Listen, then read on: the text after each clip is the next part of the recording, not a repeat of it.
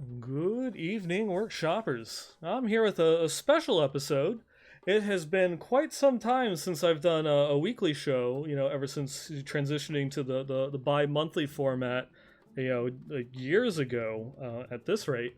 But, in between, the last episode and, of course, what would normally be the new episode next week, we had the Diablo 4 quarterly update from the developers, and I figured that one was special enough in order to warrant, a special little episode here to give, my own personal feedback and the things that, I took away from the blog post and just some of my general thoughts on kind of like where we see the game heading and all that.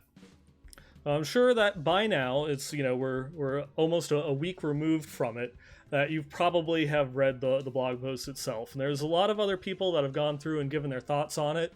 Some of those thoughts and ideas I'll probably be just readdressing as well, because going and listening to other people has helped develop some of my own feedback, and I would like to give a special shout out specifically to Quinn, Riker, Mr. Llama, Leviathan, Lord Fluffy, and such, that kind of I took some very specific parts from some of their feedback, and kind of developing my own in how I addressed or how I looked at some of the things within the blog that had me going back and like reassessing, or you made a really good point. I didn't notice that in the blog before, and also since we're kind of a little bit removed from it, I'm not really going to be going in order. So I kind of made my own order that I wanted to go and talk about. But let's just go ahead and jump right into it. And so obviously there's this this is everything that was in this post came from developer playtests that they went and did, and they wanted to make some notes about like what is going on behind the scenes, how they're addressing it, and all those other types of stuff, as well as just kind of addressing that so has been some development setbacks due to the global pandemic that's been going on now, but that they've they're working through it. They've got their stride, and it's a good thing that they've got going on now. And I think that it should be pretty clear that the dry steppes was probably going to be the zone that would have been the BlizzCon demo, if there were to have been a BlizzCon for 2020. Namely, just they'd be going and fleshing out like an entire zone to like this detail. This would also be around the time that they're working on that BlizzCon demo, getting it nice and polished and all that. It wouldn't be the entire zone; it'd be a bit more of a structured area, but it probably would have been taking place somewhere in the dry steppes if this is something that they're doing a really big development push with on that. And the other thing that I kind of wanted to think or kind of wanted to draw out is that when you think about them going and doing the developer tests and such, that people think, oh wow, they've gotten so far, they're able to get the whole zone, like look at how awesome the screenshot is. But the reason why they're able to do like these full zone tests, and probably one of the reasons why they were mentioning and talking about blockout, is that this is what the zone actually looks like. There is going to be like the areas that are done and finished that look like this, but the reason why that they can do it as developers instead of doing it on a demo like a show floor like BlizzCon, and they have to do much smaller, more contained areas, is because the vast majority of the game is going to look like that. So it's not so much that the game is going to be coming out anytime soon. We're not going to be seeing some sort of like a big push and like a surprise early 2021 or anything along those lines. It's just one of those things that it's just kind of a reminder that the game is still very early in development. I did like the fact that when they're going through and talking about the development tests, that they were also testing like PvP subzones. This is one of the first things that we've heard about in terms of PvP. Besides that they want to include it in the game, and it's going to be there from the very beginning, that PvP or the game itself has been designed with PvP in mind. We've not really heard much of what their idea or structure for PvP is going to be. And so the fact that they say PvP subzones makes it seem as if it's going to be a little bit more instanced. Not so much that it's something that you'd have to queue into like a battleground or something along those lines. There still would be some semblance of open world PvP, but it's going to be something that's at least that you have to opt in for. That you don't have to worry as I'm traveling from town to town that I'm just going to go through and get ganked, or someone's just going to flag hostile on me out in the wild. But it's something that I have to go to a specific area in order to opt into that PvP, which is a good thing. That's something that is, going to be better for new players or players that don't want any sort of PvP. If the game is going to be, fully online and there's no like solo mode or solo self-found mode that exists for the game, which is something that has been a question. That there's been a lot of talk and discussions if there's going to be a solo self-found mode for Diablo 4. And it's something that is taken off in a lot of other RPGs, and it'll be interesting to see what they do with that in terms of D4. But yeah, it's nice to go through and at least peer a little bit behind the hood, or behind the curtain under the hood to the game and the things that they're going through and doing. But they did talk a little bit more about what it means to be in terms of like their open world and the multiplayer that they have planned, for the game itself. And of course we got to go through and we got to see some, like the really cool things such as the zones. They were able to go through and do kind of like a little not so much a map, but to show us the actual area of the dry steppes itself. And now this one, looks a little bit different from some of the other things that we've seen that exist within the game, such as like kind of like the world map that we got from the demo itself, which is something like they also had the other screenshot of just that one little town that existed within the game, and that there is a little bit of a difference when you're talking about those world maps. When you're talking about areas like this.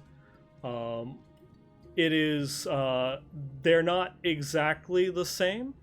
There are some differences. I think another one that exists is like kind of like the zone that they showed, like the world map that they showed in one of the panels at last year's BlizzCon, to kind of give you an idea, comparing and contrasting what we had as far as that little demo area. And now the map that they showed us isn't part of that. This is kind of like a taken from a capture of the actual in-game engine. So this is like an engine map of everything that's all the playable areas that you can't get to and such. The in-game maps usually are kind of like hand created, and it's not always an exact 1-to-1 ratio of where a point exists on the in-game map, versus where that point also exists in the real world. But it is really interesting to go get an idea of like what they have as far as like the make out for the zone, because you can see on that heat map that there's a lot going on, a lot of different ways that everyone went. They talked about that someone that played through and tried to like make the most of the zone would play through the entirety of the zone in several hours, and those that were focused just on the core story of the campaign, we're finishing it about half that time. If we go off of like just those terms, even though a little bit generic, we're looking at maybe 7-ish hours and around 3-ish hours, for the actual zone and the act, which is one of those ones. Are we going to have acts in Diablo 4, since it's going to be a little bit more of like an open world narrative, and that you're going to have some sort of choice that you can start in any zone that you kind of want to, or at least you can travel from your starting zone into any zone that you want to. They haven't really said too much about that. I would think that your starting zone is kind of determined by your class, since from what we've seen, there is some definite identity with some of the classes, particularly the sorceress, which since she is a member of the Vajeri, they're headquartered in Kyrgyzstan, and then the druid, they come from Skazglen. And so those are things that there's a really big lore tie-ins to where these classes would particularly start within the world, but then it's a little bit more free form of where you can go. And if the story is more focused on events that happen within those particular zones instead of a linear story of chasing the Dark Wanderer or going down into hell to save your brother or something along those lines, it's something that could be played around with. And we don't even know if you have to double back. It could be something along the lines where, there's a little bit of an order to the zones at the beginning of the game, and then once you've experienced a little bit there, because that's even something that you can see, within the maps itself, that you have some of these heavy trafficked areas, such as, the zone right here, and this zone right here, that, those are probably like city hubs, just because those are places that they go back to. Because specifically, like we saw this little camp that they called out in the dev blog was an example of something that's incredibly popular, but we don't really see that on the heat map in those areas. And I'll touch on that one in just a second. But it is, interesting, tackling something that is as big or something that is as structured as Diablo has always been in the past in its storytelling, to go with a more non-linear route, where once you get to the end game, it offers a lot more freedom, and could actually create for some compelling experiences, almost like a choose your own adventure, but you have to find an interesting way of tying all of those stories together. I think also some of the things that they showed within the blog really speak to the tone. You've got these. They mentioned that camp, where it's afflicted by a curse, where people are turned into salt, or where you have to hunt down this, this kind of like malign spirit that's hopping from one undead body to the next, and those are things that tonally really stand out for Diablo, and kind of like that dark vibe that they're going for. As well as going through and making mention of the way that they're going to be going and communicating the story, where they're moving away from the D3 aspect, where you had the you had what was it, just like the little chat bubbles that would go through and pop out with the character portraits. That this scene here is more indicative of what you're going to have as far as storytelling goes. Where you would normally have, like, just in D3, you'd have your sprite standing next to the other sprite, and then the chat bubbles would pop up with kind of like a generic class portrait. They're actually going to be using your character model that we can see, a sorceress standing right here, going through and talking with what is, what I believe and others believe is the actual character that we saw from the gameplay trailer for Diablo 4. He's wearing a little heraldic icon that we can see, from that trailer. Is it Lorath? We don't know.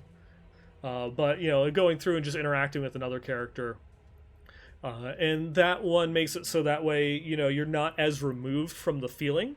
Because that way, when you're in the game, you kind of have that suspension of disbelief. You're in that narrative and such. So if you have the characters and, with a well-acted voice cast that's going through and talking with one another, just having the kind of like the subtitles down there at the bottom will be enough to like not really completely remove you from that space, which is great when you have something that is based so much off of feel, especially like with the Diablo 1 and continued in Diablo 2. There's very little story that really exists in the game if you don't go looking for it. The story is almost like an opt-in that you have to sit there and listen to the characters tell their tales, or you're going to find and then listen to the books that you get in the catacombs and such. And it's something that the feel of the game was expressed more in the tones, whether it be the desaturation of the color palette that was used, the number of enemies on the screen, the difficult challenges such as like the Duriel or the Butcher. Those things were usually what was created in order to give you a feel for the mood or the feel of the game. But when you're going to be going into like a modern title, if you're trying to tell a story, you can't really do that so much. And so going with narrative techniques of that style, I really like. I was a fan of how they did Diablo 3 with putting you a little bit more into the characters and such, by making them a little bit, making the story at least more benevolent. that's not to say that there are no criticisms against the way that the Diablo 3 story was told or how it went, but it is going to be. I imagine that they're not going to be doing so much of the hand drawn kind of journal style animations that existed in Diablo 3. If they're going for this dark, horrific title, that is really going to kind of like pull you out of that zone where anything that goes through and happens and it has like all of a sudden the art style goes and completely changes, because they did say for some of the more big climactic scenes, you still are going to have like these the real-time cutscenes, where they call them RTCs, where they're going to like really hammer in the story, and something that we're like a bit more accustomed to, as far as like those act animations that we had in Diablo 2 and some of the things that we had in Diablo 3. So it's going to be still going and using it, and this was one of the examples that they gave. This kind of, I don't know if he's, this is the Dry Steppes. He could be a sultan or like a barbarian chieftain, something along those lines. He's kind of got the glassy-eyed look and just the pus oozing from all those pustules on his face. He's got the skull pipe and all that, and it's just dark and creepy, and something is obviously going on there, whether he's like demonically possessed or something like that. Like, who's that character? What does he factor into, given that that's kind of like the culmination of the zone? But they'll be pulling you out of that fixed camera angle to have a more cinematic style of storytelling, for these kind of, I guess, they're not so much pre-rendered like we've had in the past, but they'll be using the in-game engine, so that way if your character is used, your character can exist within these RTCs. Your character and all of your gear, your transmogs or what have you, can actually be within that world. And that's something that was, that's happened in the other Diablo games, where it's always been, the story has kind of been carried by other characters. I guess probably one of the biggest examples of that is Diablo 2 itself, where the story was actually developed kind of in two separate zones, where the Blizzard North had their own version of the story, and then Blizzard South had their own version of the story, and a lot of the story was being conveyed through the chapter cutscenes, and the Blizzard North ended up having to change some of the things that they had happen in the game to sync up with the story that was being told in those cutscenes, because they don't involve the player character, they're involving other people, so it kind of like removes your character and your agency from that story. Where if this method of actually using like the in-game engine to develop the cutscenes is at least going to have a little bit more emphasis on your character instead of those around you. Does that mean that we're not going to get any cool fully rendered cutscenes like we saw in the opening cinematic? I hope not. I really, really hope not. That is something that I would hope that they don't go through and stray away from. But it is interesting to go through and see kind of like that evolution or that change in how they're going to address the narrative and the story within the game itself, and kind of like just things that they can do with the technology that's prevalent now. And of course, we also got like this really cool screen clip of our lovely pale cultist from that opening cinematic, whose identity is still yet to be determined. We had that leak from last year where some artist notes mentioned that he was Rathma, and then like the closed captioning for the opening cinematic refers him directly to as Magnus. At BlizzCon itself, they just referred to him as a cultist of the Triune, without giving away his name or anything like that. And so it's been a big discussion within the community, about who exactly he is, and he's obviously going to be playing some major part within the story itself if he is here, as part of like kind of like the in-game act. And I do want to take a side moment to, I guess, rant a little bit about this character and like what he could potentially mean within the story of itself, because people keep wanting to go through and believe him to be Rathma, and people are referring to him as Rathma and such, and I get it. he fits a lot of the physical description that we have of Rathma. He refers to Lilith as mother, even though that's something that more or less like all humanity can go through, refer to Lilith as their mother, because she is, the creator of Sanctuary, and, part of the reason that the Nephilim and humanity exists in the first place. But I've talked about this on the show before, so I don't want to go through and rant too much, but I do want to make a special note on this one, just because it's like going through giving feedback. And I want to give this as direct feedback with which to the developers is that don't make it Rathma, please. Just he is not Rathma. The story of Rathma is one that actually goes back to like the birth of Sanctuary itself. His real name is Lunarian, and he has been there as a force fighting for the Nephilim and fighting for humanity like since the very beginning. You have Lilith and Anarius, which are the direct parents of Rathma, that, they're not good people. They're not good forces. There really is no reason that Rathma would ever want to summon Lilith, back into the world.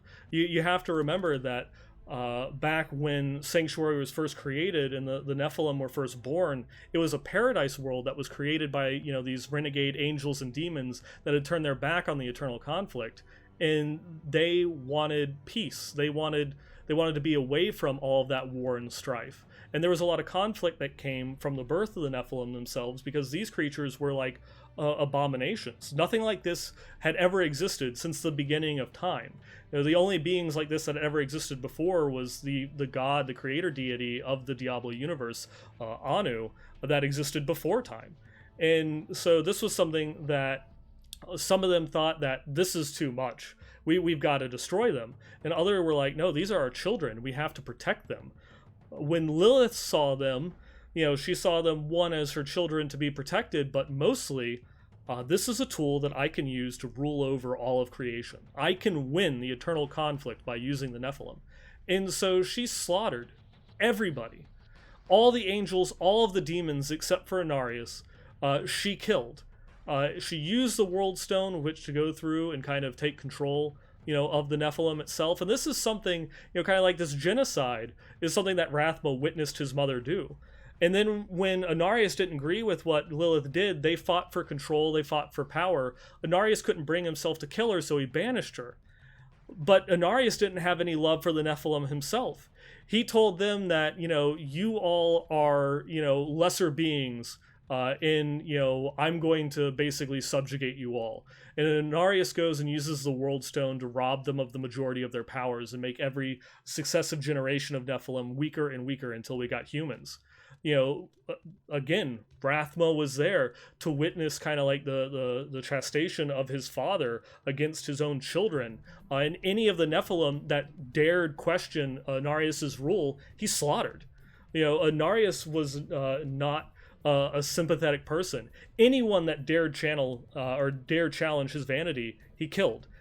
So the Nephilim themselves kind of had to go in hiding, from his wrath, lest you just look at him wrong and Anarius is like, you're gone from existence. And that's the type of power that Anarius had, because he had control of the World Stone. On Sanctuary, he was God at that point. And so you had, we don't really know the clear time, but you're talking tens of thousands, if not hundreds of thousands, if not millions of years that go by before we have humans. And Anarius, in his divine vanity, finally felt that he was able to walk amongst them because they posed no threat to him. They no longer were Nephilim. But during this whole time, where many of the other Nephilim either fought amongst themselves or just went and kind of faded into existence, Rathma was there preparing. He was learning. He was learning about the eternal conflict, the true nature of angels and demons. And he knew that, humanity had to be out for itself. That there was no one that was going to protect us or our interests. If our own parents, those original angels and demons, couldn't even decide whether we were worthy to live or die, we're the only ones that can make that determination for ourselves. And so that was like Rathma's true calling for such a long time. To, you go through and have Rathma throw all that out the window by going and summoning Lilith. Like, even just a few thousand years ago, Rathma was one of the ones that helped lead the rebellion against both Lilith and Inarius. During the Sin War, when Lilith was able to free herself of her imprisonment from the Abyss, she came back to our plane and immediately began to change the world stone so that way the humans would regain their Nephilim powers, and raise an army so that way she could go overthrow Inarius, take control of the world stone fully, and then go back out and win the eternal conflict, defeat heaven, defeat hell, and rule over everything so that way all living beings would have to bow down to her, and the Nephilim were her ticket to do it. She sees humanity as a tool. She's not here to save us. Rathma would not summon her back to save us, because he knows that's what her intent is. He was the one that went through and was able to convince that little group, the Eridim, that, you know, this person doesn't have your best interest at heart. It was Rathma's teachings that helped go through and turn the Eridim against Lilith. And once Lilith realized that she couldn't go through and control them anymore, what's the first thing that she tried to do? Kill them all and start over. You know, and it is exactly as Rathma thought, that is what her intent is. Rathma was also one of those ones, you know, that said that this isn't over. Inarius has to be stopped as well. Both of my parents, you know, do not care about us.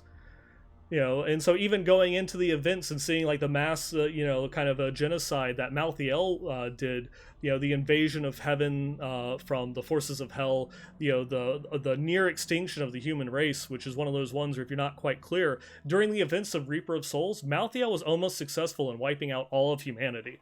They talk about that a lot in some of the BlizzCon panels that they had as far as the story goes, but we're dealing with kind of like a fantasy setting of a post-apocalyptic world in Diablo 4.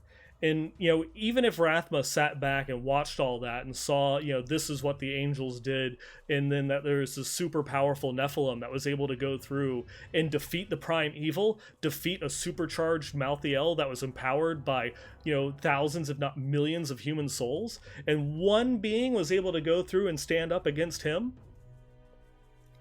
Rathma's seen it before. During that very same Sin War, you had someone that would even make the Nephilim of Diablo 3, you know, pale in comparison. Odyssean was able to single-handedly stop all the forces of heaven and hell and remove them from the plane of sanctuary. He was able to wrestle control of the World Stone away from Inarius and then change its core fundamentally. The World Stone, the Eye of Creation, one of the last artifacts of the creator god of this entire universe, and he was able to just reach into its core and change its fundamental nature. Something that's never been done before since the beginning of time, with the angels and demons were able to go through and fight over the World Stone for all of eternity, the source of the eternal conflict, and this one being was able to fundamentally change basically the laws of the universe. Rathma saw that, and he thought that this is the right course. This is humanity's future. This is the only way that, you know, the humans and the Nephilim will be able to survive, you know, in this kind of like grand conflict between heaven and hell. That we're out for ourselves. We don't need either of them. And so after the Sin War, Rathma went through and created, you know, the necromancers. They're the ones that uphold the balance. They're the ones that go through and keep heaven and keep hell, you know, out of sanctuary and kind of keeping us on our true track.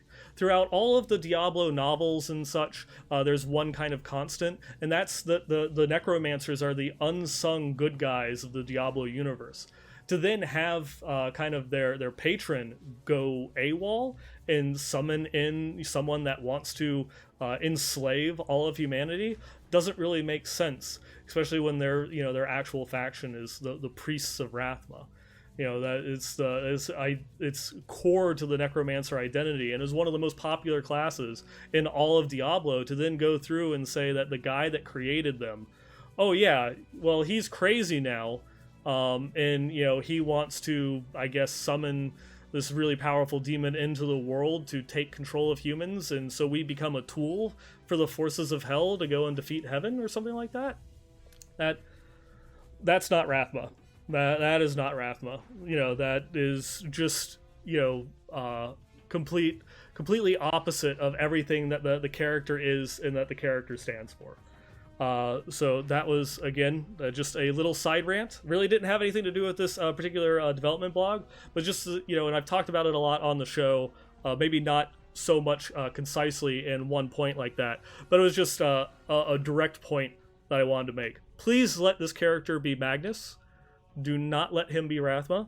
All those people that are going through and talking on Reddit and Twitter and stuff like that, ooh, it's Rathma, they want to put a name to the character. And it would be like one of those ones where it's like, oh, it'd be a cool Easter egg if it's this character from previous lore.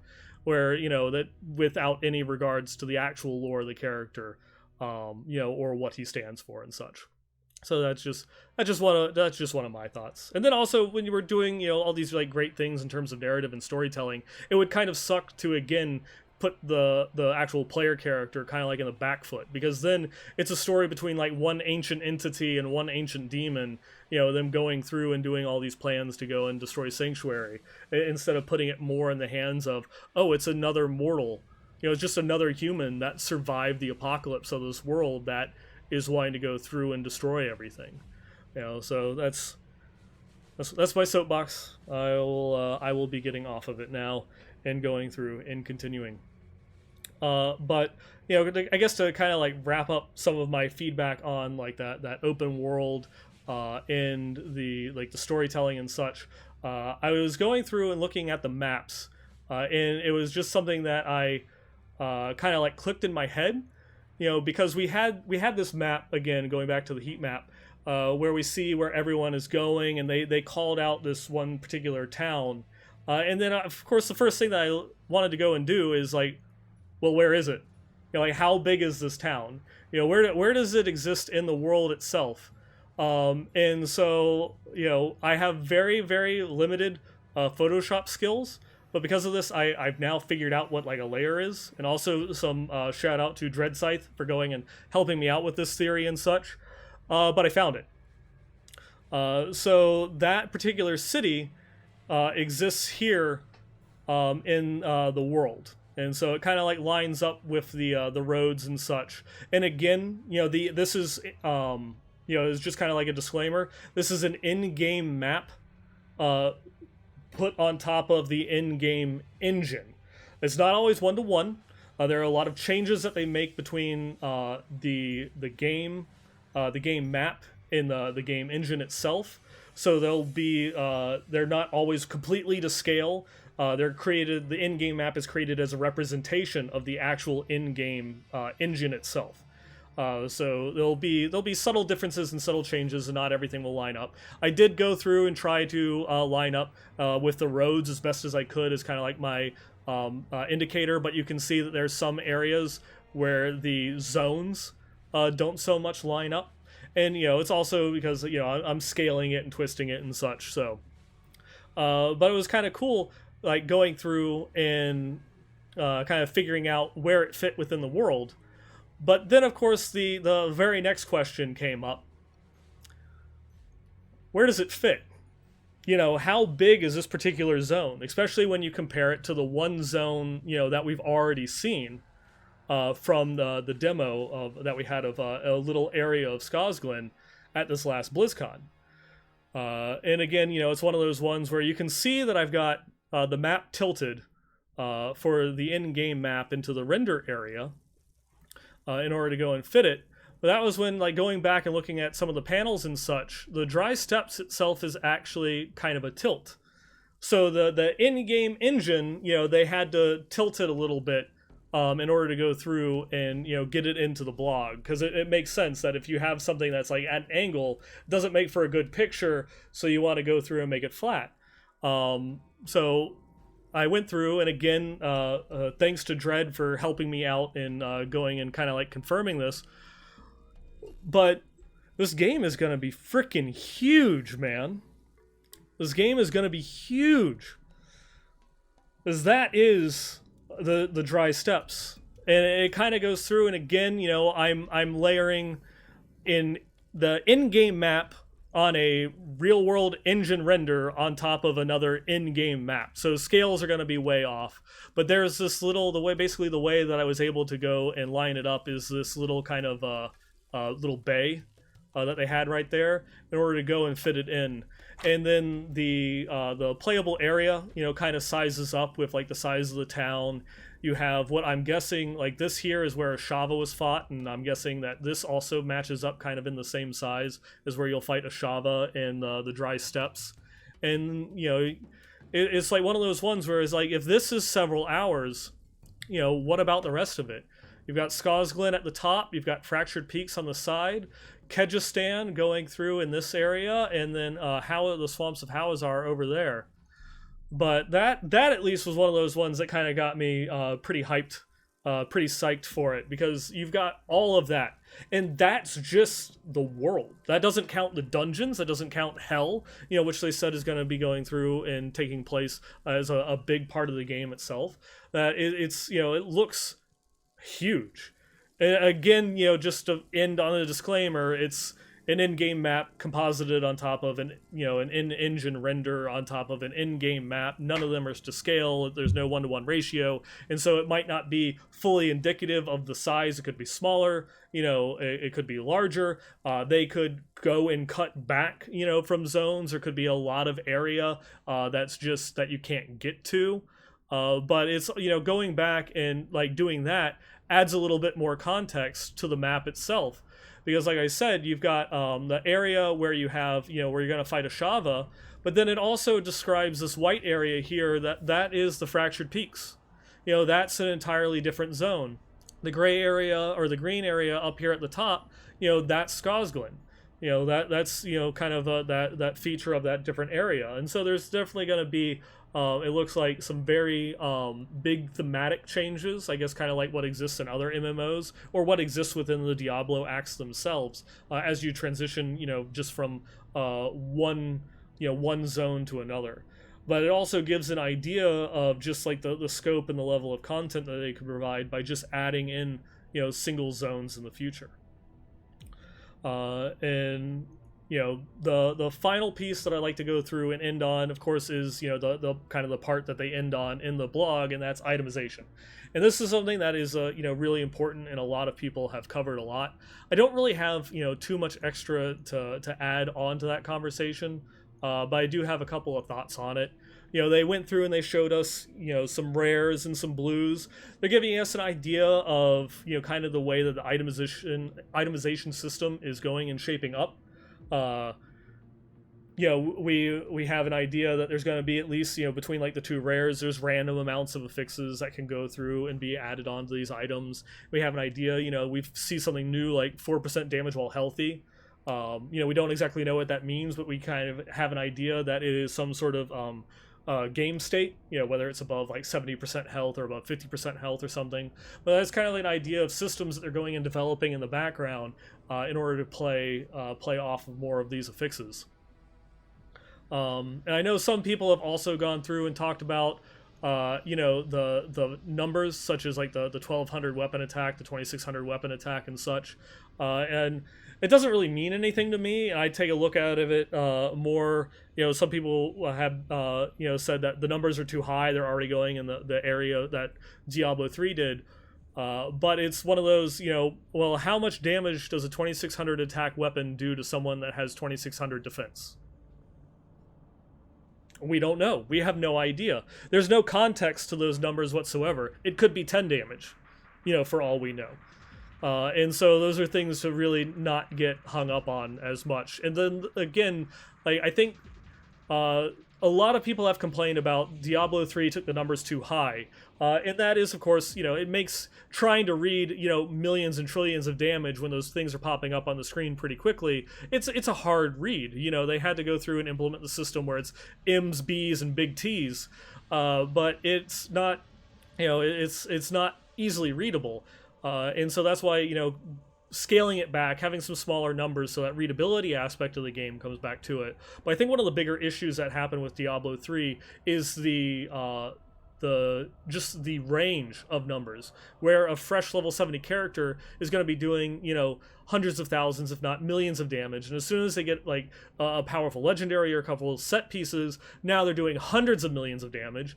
They get their full 6-piece set bonus, now they're doing billions of damage. And then once they have like a fully refined build with legendary gems and all other types of stuff, they're doing trillions, if not quadrillions of damage. And so you have a character progression that starts in millions and then ends, you know, literally like millions of times higher than that. Is, you know, that's really hard, you know, especially if you want to put PvP into the mix. Try balancing that, where you have to balance a character that does millions of damage and a character that does quadrillions of damage. Good luck, you know. So going through and, you know, speaking to that on the items again, you know, as we learned on Twitter that these are like indicative of level 20 item stats. You know, we have no idea where it starts, and we have no idea where it ends. Where I believe that the end game, like max level that they have an idea of, is around like level 40. You know, so like, what does that mean? Does a level 40 item have 5200 attack, or does a level 40 item have 4000 attack? And then does a perfect level 40 item, you know, instead of having 4000 attack, have 5000 attack? You know, what are the actual numbers that are correlated from those values in terms of damage and stats? We have no idea.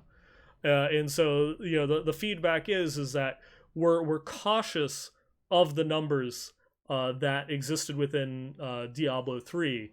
And, you know, that's just something that, you know, we want to make sure that the devs know, that we don't want that scale, that range of that range of numbers. You know, I think it would be cool. You know, not everything has to be, you know, tens or hundreds to see some things for like 10,000s or maybe even 100,000 damage or something like that, because it keeps the numbers readable. You know, it's small enough that you can just tell at a glance, you know, what's good, what's bad.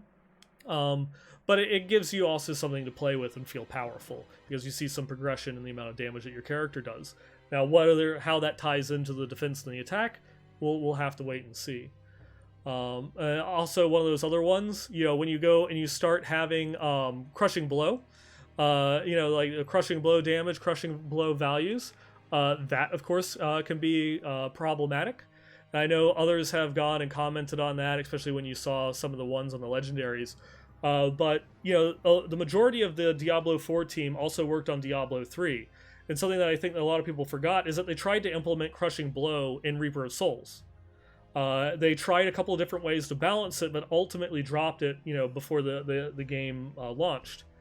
And, you know, so they at least have some experience, you know, in knowing just how powerful or how broken the stat is.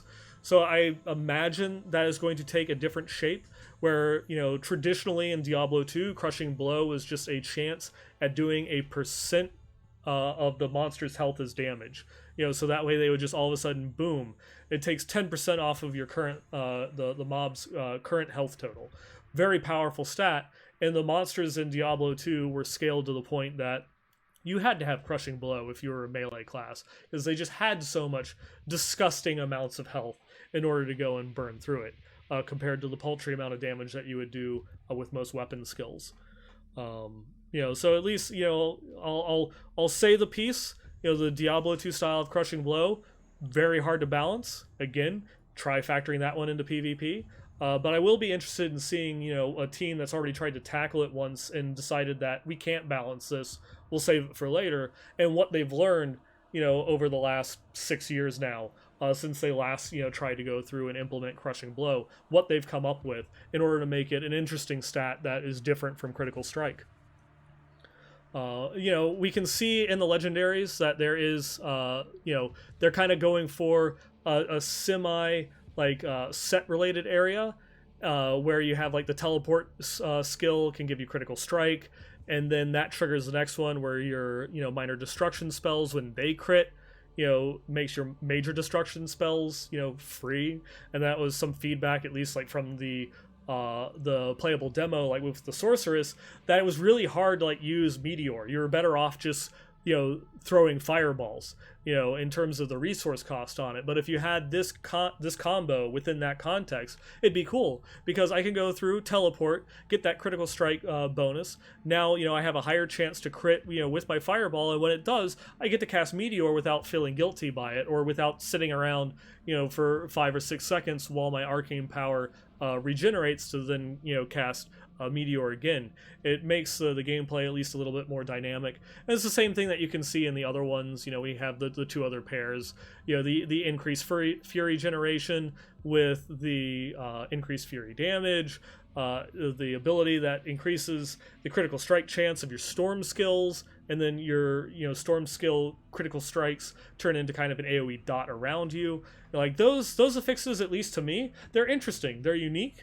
And it moves away from a little bit from what a lot of the set design and a lot of the issues that players in Diablo 3 have, where sets are very narrowly focused, and that usually are just, you've got to use this one skill. Case in point, the new Necromancer set, the Mask of the Burning Carnival, or something along those lines. That and I enjoy the set. I pieced together like a little bit. But it is one of those ones where you literally are just using Simulacrum and Bone Spear. And, because that's what the set itself buffs. And so that's, all that you can do with that particular set. And there's really no leeway or play around in that aspect. The items that we see here, with the exception of teleport, change that dynamic entirely. Will there be a best in slot skill? Of course. There always will be an absolute best. But this structure, this style, where it's focused more on just purely generators and purely spenders, or earth skills and storm skills, minor destruction spells, major destruction spells, it puts a little bit more agency into the player's decision making, that I can go through and use whatever skills that I want to. And if the majority of the legendary items are going to be more along this style, where they are going to be buffing like entire trees or entire classifications of skills instead of specific ones, is going to allow players a little bit more freedom with how they design their character, which is never a bad thing. There will be, the best build in order to clear the level 15 key dungeon of, what's his face or whatever. Of course, that's still going to exist. This doesn't stop that. But for the people that just want to go through and, screw around in some, low end stuff, or, queue up for PvP or what have you, they've got more freedom to use the skills, that they think are fun, the ones that they've invested their skill points into or their talent tree allocations into. And that aspect, I like. That at least I think is a good thing. And the last part is, of course, we see on these items the ancestral power, the demonic power. This is a system that sprung from the players in the community not wanting a repeat of the Diablo 3 system, because to kind of give you a little bit of history, if you've never played Diablo 2 or like any other ARPGs, normally you have stat allocations, strength or will or power or whatever that particular game wants to put as their attribute system. But it's a gating mechanism, and so in addition to having like a level requirement to use a piece of gear, you also have to have enough stats in order to equip that piece. For like an early example within Diablo 2, you could go through and very early on have, say, a Saigon shield drop. That gives +1 bonus to skills, but it has a very high strength requirement. If you're playing a barbarian or a druid, you probably, might already have it. If you want to sacrifice, a two-handed weapon to use a shield, you don't really care about. Plus skills is definitely more of like a caster benefit or a caster bonus. But that 60 strength is a pretty high ask. If you're a first-time player, you're probably, kind of evenly putting your points into like vitality and some energy and such. You don't really know too much about the game, but when you see that item, you're going to be like, oh, dang, that's really cool. I need to make some concessions, and I'm just going to, for the next couple of levels, I'm going to be putting a ton of points into strength. I'm not going to sell this plus strength charm that I just found. It changes the way that you play, because you see there's all of a sudden some value in having strength in order to equip that shield. It creates interesting kind of mechanics for players, but it also gives them an idea that you can't just have everything. There's concessions that have to be made. And this is something that you can see in, more modern games like Path of Exile, where, you're going to be going through, you might deviate within the sphere grid in order to get some of the skills that just give you base attributes, or you might be using some armor pieces that don't have any special or unique like legendary effects on them, just because of the pure amount of stats that exist on them, to use other pieces that are very important for your gear. And so what the Diablo 4 developers came up with in response, to the feedback that they got from the players, was they were going to have the kind of the power system as their attribute. And you can see that in the items, that things like the Crushing Blow or Critical Strike, or even like the Call to Wild skill point there, are tied to the attributes. There's nothing stopping you from equipping the item. You can still get some of the affixes that are from it. But until you stack enough of the requisite power, some of those affixes are not going to trigger for you. And I have to say, this is one of those ones where, at least with the examples given, especially if it pertains to legendaries, I think Blizzard might have missed the mark a little bit. These are things that the players wanted the angelic power to actually like really play into your character. They wanted it to be like actual decisions that you had to make. With the majority of the power that we see on these legendary abilities are the legendary affixes. It doesn't really matter if I'm going to do an additional 12% damage to stunned enemies if I'm still getting a huge bonus, on my Fury Spender. That's one of those ones where it's like, well, I don't really have enough demonic power to activate that stunned enemy bonus, but I'll get to it eventually. Or, it's like I'm getting, I'm getting some skill points from the angelic power. I don't really see the value in going through and getting that damage from stunned enemies, or getting like that, that extra crushing blow damage or something along those lines. If the majority of the power is going to be associated to those legendary affixes, then those legendary affixes also need to be gated by the power systems themselves. Because if I can just equip a piece and still get 90% of the power, from that item, do I really care so much about that last little 10%? Am I better off statting and allocating, the angelic or the ancestral or the demonic power in other ways, instead of that one little bonus that I'll get there? It doesn't really, add too much, to wanting the player to learn how to use the system. I can just still equip and go. There's no decision process that's being made there. There's no negative impact really to me equipping these the executioner gauntlets without having the amount of demonic power on them. And also, I guess like maybe a little bit of a minor feedback might be, make sure we don't see it on any of the items here, but kind of like make sure that the item itself doesn't give like the power needed to activate the attribute. Here we do see that, like the item requires demonic power, but gives ancestral power or what have you. But it's one of those ones where I think that you still have to take it one more step further if you really want to get to what the players are asking for. And that is having the power of the items tied to this attribute system. And so that way I really have to make these decisions.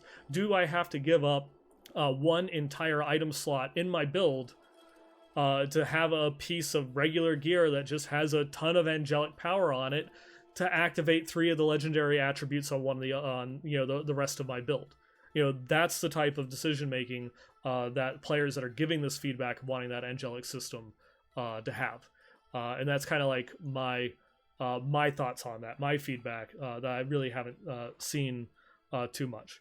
But I think that for this ancestral or demonic power to really succeed, those legendary affixes have to be tied to it in some way, shape, or form. I know that these are like leveling up items. They're not max level items, and that could change. We don't know. We don't know what they actually have planned, but it's just based on the information that we've seen so far. I would hope that that's something that they do. And I think that would still have place with your leveling items, because that reinforces it for the players as they continue through the story and they get new items that, hey, you really need to be focusing on ancestral, demonic, angelic. You really have to be focusing on your power in order to go through and fulfill your build. And so that's kind of like my final thoughts on the matter on that one. And so kind of in general, I think that this was a really good update. I think it was a lot meatier than the last update that we got. They touched on a lot of different aspects of the game. And it was cool to see, them touching on, kind of like the entire width of like the playthrough experience and all that. And they kind of end on, kind of giving at least a little bit of a tease of some of the things that are going to be coming later. Items continue to be popular. They also, people want to see more about talent trees. I know that's another big stickler for a lot of people in the community. Is they weren't impressed with the talent trees that we saw in the demo, but of course it's just like a first play demo. I will be interested in seeing what they have come. The next quarterly update it's gonna be a while. Probably is gonna be sometime, I would imagine, in October. Is going to be the end of the third quarter there, or September, I should say. It would be the end of September if I remember what my quarters are. What they have almost a year later in terms of the talent system, because we've not seen any indication on that one. We've gotten a little bit of hints, a little bit of ideas that they've been showing as far as itemization goes, since BlizzCon, but we've not really heard anything on what they've been doing with the talent trees. So I'll be very interested in going through and hearing that. And of course, I will always be interested in going and hearing more about the story of the game and what they plan on doing with it. Lore is kind of my thing. And they of course ended with this beautiful epic screenshot. It goes to like really go through and continue to give the mood and the flavor of the game. And also, the story of the Nephilim isn't over. Because how many other subterranean civilizations do you know of that exist within the world of Diablo? Not too many. Not too many. So it looks like we'll definitely be delving a little bit more, into the Nephilim. What they are, who they are, maybe what their meaning in the grand scheme of things is. But with that, I thank you for going through, joining me here, on this the special episode, or listening, online. I thank you for going through. I do have a couple more like weekly episodes planned going forward. Be having like Dread Scythe and maybe some others, on the show to go talk about the new season and other things of that nature. But if you like my content, you like the things that I go and do here, please feel free to follow the channel, or follow us on YouTube, or the show on iTunes, Stitcher, or your podcasting platform of choice. I stream here usually every other Wednesday at twitch.tv/BlizzPro. If you have any feedback, comments, or anything for the show, you can follow me on Twitter at the WM Workshop, or my personal account at 9ballgamer. You can always feel free to go and shoot me emails, westmarchworkshop@blizzpro.com. And you can also find some of the other things I go and I do around the internet. Occasionally I write for diablofans.com. I like to be involved in other community projects, and right now I'm working on a lore project, covering Diablo Immortal with Echo Gaming. You can go and look that up, Echo Diablo on YouTube, to go and find me talk more in depth about lore and the history of the Diablo universe and things such as that. But with that, again, thank you for going through and joining me here, and I'll catch you all next time.